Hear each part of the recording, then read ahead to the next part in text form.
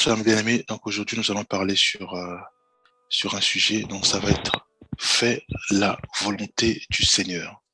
C'est vrai que ça fait un moment qu'on parle de ça, mais je crois qu'on va continuer à parler de ça peut-être encore cette semaine ou pendant un mois. Voilà, donc c'est capital. Donc nous devons faire la volonté du Seigneur. Donc pour cela, on va lire les versets qu'on maîtrise déjà. Donc on va commencer par donc on va lire Luc 2, verset 49. Alors, que Jésus qui sont sur sa parole, il leur dit, pourquoi me cherchez-vous? Ne savez-vous pas qu'il faut que je m'occupe des affaires de mon père? Donc ça, c'est Jésus-Christ qui parle à ses parents biologiques. Et je crois qu'il avait 12 ans à l'époque. Donc, on voit bien que notre modèle, qui est Jésus-Christ, lui qui faisait tout, et tout ce qu'il faisait, il faisait uniquement la volonté de son père.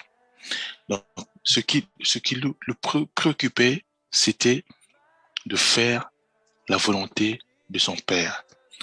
Et on sait tous que la volonté de son père, c'est que le peuple, les enfants qu'il lui a créés, le peuple de la terre soit totalement sauvé, soit ramené à Christ. C'est pour cela, mes bien-aimés, Christ, dès son jeune âge, faisait uniquement la volonté de son père, mes bien-aimés. Effectivement, nous aussi,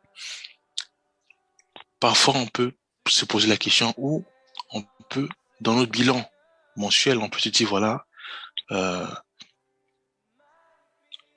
posons-nous la question de savoir, est-ce qu'on a déjà reçu la révélation du Seigneur?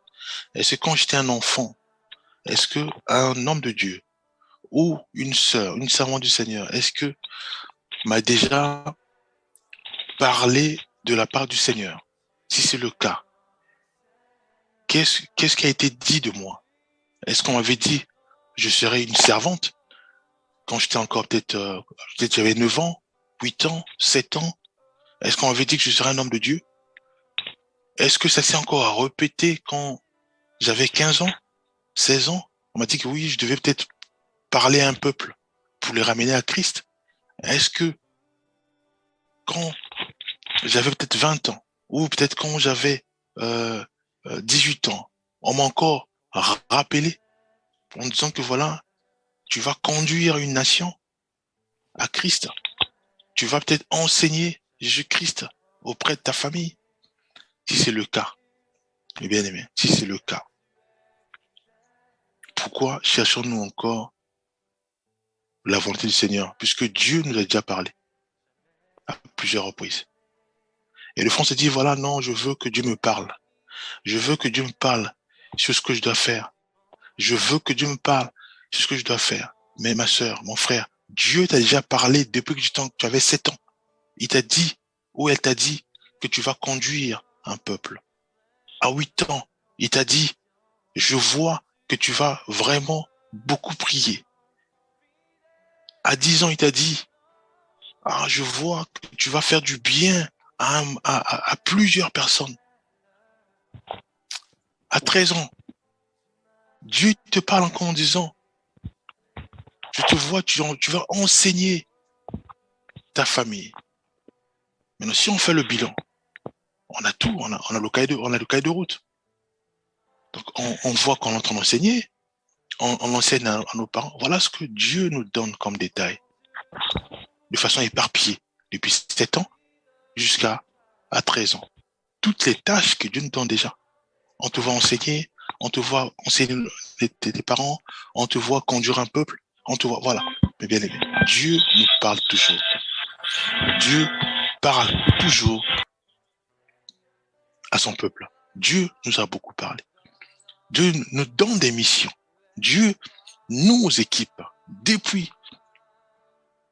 que nous sommes jeunes ou enfants, mes bien-aimés. Est-ce que nous avons prié pour dire, Seigneur, maintenant, je sais que toi, tu parles soit à ma famille, soit à mes voisins, soit à mon pasteur. Je sais que c'est toi qui parles. Maintenant, aide-moi, oriente-moi pour mieux faire les tâches que toi, tu m'as déjà assignées, les tâches que tu m'as déjà révélées à travers tes serviteurs et tes servantes, mes bien-aimés. Nous devons maintenant orienter nos prières dans ce sens, parce qu'on connaît déjà les missions, on connaît déjà les tâches que Dieu nous a déjà révélées quand peut-être nous étions encore très jeunes. Jésus-Christ n'est pas allé à gauche ou à droite sur sa mission qui était à lui, de ramener un grand peuple à son Père, de ramener un peuple qui était dans le ténèbre à la lumière, mes bien-aimés. Nous, est-ce que nous sommes sérieux dans ce que Dieu nous a assigné? Peut-être que Dieu nous a dit qu'on va aider un grand peuple. Est-ce qu'on a déjà prié dans ce sens pour que Dieu nous oriente sur ce peuple, à édifier, à éclairer, à aider, mes bien-aimés? Jésus-Christ faisait uniquement la volonté de son Père, mes bien-aimés. Nous devons faire uniquement la volonté de notre Père. Pourquoi? Parce que cette terre, on sait tous que nous naissons et à la fin, ça peut être quoi? On va dire 120 ans, hein, comme dit la Bible, nous mourrons. Donc, la vie, elle est très courte sur la terre. Donc, de 0 à 120 ans, mes bien-aimés, très courte. Maintenant, de 0 à 120 ans, si nous ne faisons pas la mission que Dieu nous a assignée, mes bien-aimés, ça veut dire que nous sommes venus en vain sur la terre, sachant que la terre n'est que passage. Nous sommes là que pour un court temps. Après, nous devons rendre des comptes au ciel. Qu'avons-nous fait pour aider notre père, notre mère, mes bien-aimés? Imaginons-nous, mes bien-aimés, que nous sommes sauvés. Prenons le cas, nous sommes sauvés. On sait tous que Dieu ne fait exception de personne. Un pasteur comme un bishop, tant que tu crois pas à Jésus-Christ, tant que tu obéis pas à la parole du Seigneur, tu rates ton salut. Voilà. Et imaginons-nous, mes bien-aimés, que nous sommes sauvés. Nous sommes au ciel. Dieu nous met à côté. Et il y a les gens qui arrivent. Jésus qui dit non, toi, non. Tu n'as pas obéi à ma parole. Va de l'autre côté. Je te mets pas, tu rentres pas au ciel. Toi, pareil. Et on se rend compte que les personnes auxquelles Jésus-Christ parle, ce sont les membres de nos familles. Imaginons-nous, mes bien-aimés, que c'est mon Père qui arrive devant Jésus-Christ. Moi qui suis sauvé, je suis là. Et je vois que Jésus-Christ déclasse mon Père. Je vois Jésus-Christ déclasse ma mère. Pour dire non, toi, tu n'as pas obéi à ma parole. Et c'est mon Père qui me regarde, triste. C'est ma mère qui me regarde, triste. C'est mon petit frère, ma petite sœur, mon mari, mon épouse, mon voisin du quartier, mes bien-aimés. Que serons-nous? Quelle sera notre attitude? C'est sûr qu'on va tomber en larmes, on va pleurer, mes bien-aimés. Et pire encore, si mon voisin me dit, mais tu étais là avec moi, pourquoi tu ne m'as pas parlé du Seigneur? Mon père me dira, mais mon fils, ma fille, pourquoi tu ne m'as pas enseigné? Pourquoi tu n'as pas fait violence pour m'enseigner, bien que j'étais violent? Bien aimé, nous devons faire la mission que Dieu nous a assignée. Examinons-nous. Peut-être que on m'a toujours dit que non, quand tu t'es né, il y a eu un homme de Dieu qui parle en disant que voilà, cette sœur, elle va beaucoup parler du Seigneur. C'est ça ta mission. Ce frère, c'est un grand homme de Dieu. C'est ça ton appel, mes bien-aimés. Mais si c'est uniquement pour raconter, pour faire un témoignage, non, nous devons travailler et non faire un témoignage. On dit que voilà, quand j'étais né, un grand pasteur me dit que je serai un grand homme de Dieu. Mais ça fait 15 ans, on ne travaille pas dessus. On ne prie pas, Seigneur, oriente-moi, guide-moi, fais-moi grâce. Jésus-Christ, à l'âge de 12 ans, faisait l'œuvre de son Père avec diligence. Il était là. Il faisait violence à son corps pour parler avec... à l'époque, c'était ceux et celles qui étaient dans les temples. Donc, il parlait avec eux, les pharisiens. Il parlait avec eux. Il faisait l'œuvre de son Père à l'âge de 12 ans, mes bien-aimés. À l'âge de 12 ans, il faisait l'œuvre de son Père. Et nous, mes bien-aimés, que faisons-nous? Que faisons-nous, mes bien-aimés? Que faisons-nous? Nous allons encore attaquer un autre verset. Mhm. Un autre verset. Donc, nous Oui. allons lire maintenant euh, Jean 4, verset 34. On connaît tous, hein. Ça, c'est les versets qu'on avait envoyés dans le groupe. Je leur Oui. dis, ma nourriture est de faire la volonté de celui qui m'a envoyé et Mhm. d'accomplir son œuvre. Bien que Jésus-Christ était sur la terre, bien qu'il était avec les 12 apôtres, bien qu'il mangeait avec eux, bien qu'il parlait, mais dans sa pensée, dans ce qu'il faisait, sa nourriture, donc ce qui fait sa joie, c'était de faire la volonté de celui qui l'a envoyé, donc de faire la volonté de son Père, mes bien-aimés. Aujourd'hui, nous avons peut-être 25 ans, 30 ans, mes bien-aimés. Il n'est pas trop tard. Nous devons toujours prier, disant Seigneur, pardonne-moi parce qu'effectivement, tu m'as tant parlé par mon père, par ma mère. On disait, ah, mais toi, tu parles bien du Seigneur. Quand je te vois, je sens que vraiment, tu as, je sens vraiment que tu es un homme de Dieu. Je sens vraiment que tu es une servante du Seigneur. Rien que ça, c'est Dieu qui parle.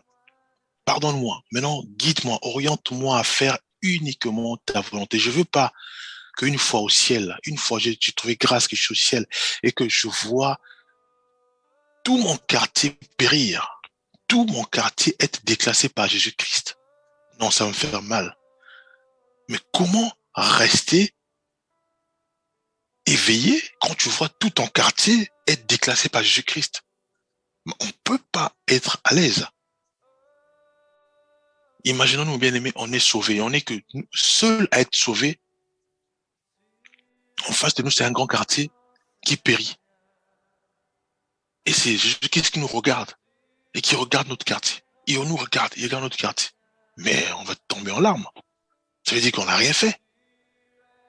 Mais bien aimé, on n'a rien fait. On n'a rien fait. Jésus-Christ, mes bien-aimés, dira, ma nourriture est de faire la volonté de mon Père. Ma nourriture est de faire la volonté de mon Père, mes bien-aimés. Dieu nous dit que dans les songes, on voit en train de prêcher un grand peuple. Mais aujourd'hui, mes bien-aimés, est-ce que nous avons demandé au Seigneur, je veux faire ta volonté. Oriente-moi sur ce peuple à conduire vers toi. Oriente-moi sur ce peuple à conduire vers toi. Peut-être que c'est un autre quartier. Dieu va dire, voilà, maintenant, déménage, va dans tel quartier. Commence à parler à tes amis. Commence à parler à tes voisins, mes bien-aimés. Commence à parler à tes voisins. Les voisins vont commencer aussi à parler à leurs voisins. Tout un quartier gagné à Christ. Au ciel, tu es sauvé, gloire à Dieu. Et tu vois tout ton quartier être validé par Jésus-Christ. Mais quelle joie, mes bien-aimés, quelle joie. Quelle joie de constater que mon Père est avec moi, sauvé par Christ. Ma mère est avec moi. Mon époux est avec moi. Mon épouse est avec moi. Mes frères sont avec moi. Ma sœur est avec moi. Parce que oui, j'ai fait la volonté du Seigneur. J'ai fait la volonté du Seigneur et Dieu m'a aidé. Je leur ai parlé du Seigneur et eux aussi à leur tour, ils ont parlé à leurs voisins, à leurs amis et tout un quartier est gagné à Christ. Mes bien-aimés, faisons la volonté de notre Dieu, mes bien-aimés. La vie est trop courte. La vie est trop courte sur la terre parce que, mes bien-aimés, de toute façon, nous sommes affectés. Quand notre quartier est gagné à Christ, nous sommes aussi affectés quand notre quartier ou notre famille est perdu, mes bien-aimés. Parce qu'imaginons-nous, nous sommes sauvés. Oui, on fait comme Dieu dit, le salut est personnel. Très bien, on est sauvés. Gloire à Dieu. On est devant notre quartier. Jésus-Christ est là, entendu. Jésus-Christ est là. Il fait, dit, voilà, toi, je te valide. De toute façon, tout le monde va être au courant. Tout le monde saura. Tout le monde verra tout ce qui se fera au ciel. Toi, tu es classé. Toi, tu es déclassé. Toi, tu es classé. Pourquoi? Parce que c'est juste l'obéissance à la parole du Seigneur. Et c'est mon père qui est déclassé. Moi qui vivais avec lui. Ma mère qui est déclassée. Moi qui vivais avec elle. Mon frère qui est déclassé. Même si on se chamaille constamment. Mais je vais avec mon frère. Il est déclassé. Je vais être affecté. Bien que j'ai le salut, je vais être affecté, mes bien-aimés. Pour éviter que cela arrive, pour éviter que je sois inconsolable au ciel. Pour éviter que je sois inconsolable au ciel. Parce que oui, j'étais sauvé, mais pas mon quartier. Oui, j'étais sauvé par mon père. Oui, j'étais sauvé par ma mère. Oui, j'étais sauvé par mon époux. Oui, j'étais sauvé par mon petit frère. Parce que oui, je serais inconsolable. Je vais beaucoup pleurer. Pourquoi? Parce que je vois encore leur regard, entendre me regarder. Mais qu'est-ce que tu as fait? Entendre me regarder. Pourquoi tu n'as pas enseigné Jésus-Christ? Entendre me regarder. Pourquoi tu n'étais pas violent avec moi? Bien que je t'évitais, bien aimé. Donc, qu'on soit sauvé, enfin, que nos parents soient sauvés ou pas, nous serons toujours affectés si nous sommes sauvés. Nous allons enchaîner un verset. Donc, ça va être Jean 9, verset 4. Que Jésus qui sont sur sa parole. Il faut que je fasse. Il faut que je fasse, tandis qu'il est jour, les œuvres de celui qui m'a envoyé. La nuit vient où personne ne peut travailler. Mes bien-aimés. Jésus-Christ dit, il faut que je fasse, tandis qu'il est jour. Voilà, je crois qu'on va atterrir par là, comme il est 7 heures. Donc, nous allons prendre la place de Jésus-Christ dans ce verset. Nous allons dire, maintenant, nous allons dire ceci, il faut que je fasse, tandis qu'il est jour, les œuvres de celui qui m'a envoyé. Nous devons tout faire. C'est une obligation, bien aimé. Nous devons tout faire pour que mon fils puisse maîtriser les Écritures, puisse connaître Jésus-Christ, puisse connaître la parole du Seigneur, puisse obéir à la parole du Seigneur. Nous devons tout faire. Moi, je dois tout faire pour que mon époux, mon épouse, mon père, ma mère puissent lire la parole du Seigneur, puissent connaître Jésus-Christ, puissent obéir à sa parole, puissent croire à Jésus-Christ. Parce qu'il est encore jour, je vis encore. Parce que le jour où je veux mourir, c'est la nuit, mes bien-aimés. Il n'y aura plus de travail. Le jour où je veux vieillir, de toute façon, j'ai dit 0 à 120 ans, mais 120 ans, on est déjà vieux. Bon, après, c'est vrai qu'on peut toujours parler du Seigneur, mais on pourra plus avoir ce zèle de marcher de quartier en quartier. On pourra plus, puisque le corps va aussi être affecté par rapport au temps, mes bien-aimés, parce que nous, c'est le temps qui nous fait défaut. Imaginons-nous, à 80 ans, on pourra plus marcher. C'est sûr qu'on va s'asseoir. Voilà. C'est pour cela, comme il est encore jour, on a encore cette force de parler, on a encore cette force de marcher, on a encore cette, mes bien-aimés, laissons la honte de côté. Laissons la honte de côté. Laissons tout ce qui est timidité de côté, mes bien-aimés. Parce que au ciel, imaginons nous sommes sauvés et qu'on voit notre père, notre mère, notre frère, notre sœur, notre meilleur ami être déclassé. Non, ça va nous faire très mal. Et pire encore s'ils nous regardent pour dire que non, mais toi, rien qu'en parlant, en disant que en te regardant, ça dit beaucoup de choses. Ça dit que toi, tu connaissais je savais que tu connaissais la parole du Seigneur, pourquoi tu ne m'as pas parlé? Regarde là, je suis déclassé. Donc, il faut que nous puissions faire l'œuvre de celui qui nous a, l'œuvre de celui qui nous a envoyé pour que nous puissions glorifier le Seigneur quand il va et quand il sera, quand nous aurons plus la force de travailler. Au moins, nous avons accompli largement la mission que Dieu nous a assignée pour les uns ou pour les autres, c'est soit peut-être ramener tout un quartier à Christ, toute une nation, tout un département à Christ. Pour les autres, c'est peut-être pour ramener juste son père ou sa mère ou les membres de sa famille à Christ. Voilà. Je veux prier, Père Céleste. Nous croyons que tu es bon et juste. Toi qui es notre modèle parfait, tu n'as fait que la volonté de ton Père jusqu'à la mort. Et nous croyons, ô Éternel des armées, que tu vas nous aider. Père, nous étions ignorants. Oui, nous étions ignorants, Père Céleste, mais aujourd'hui, tu nous as éclairés. Aide-nous, Père Céleste, à ne plus nous sombrer dans la distraction de ce monde. Aide-nous, Père Céleste, à garder nos caps, à tout faire selon ce que toi, tu nous as assigné. Pour les uns, pour les autres, soit les membres de leur famille, soit leurs camarades, soit les collègues du travail. Père, aide-nous à travailler puissamment pour toi, afin que, oui, la mission que nous as assignée soit totalement réalisée avec ton aide. Aide-nous, Père Céleste. Nous te le demandons avec humilité et foi. Au nom de Jésus-Christ, nous avons ainsi prié. Amen.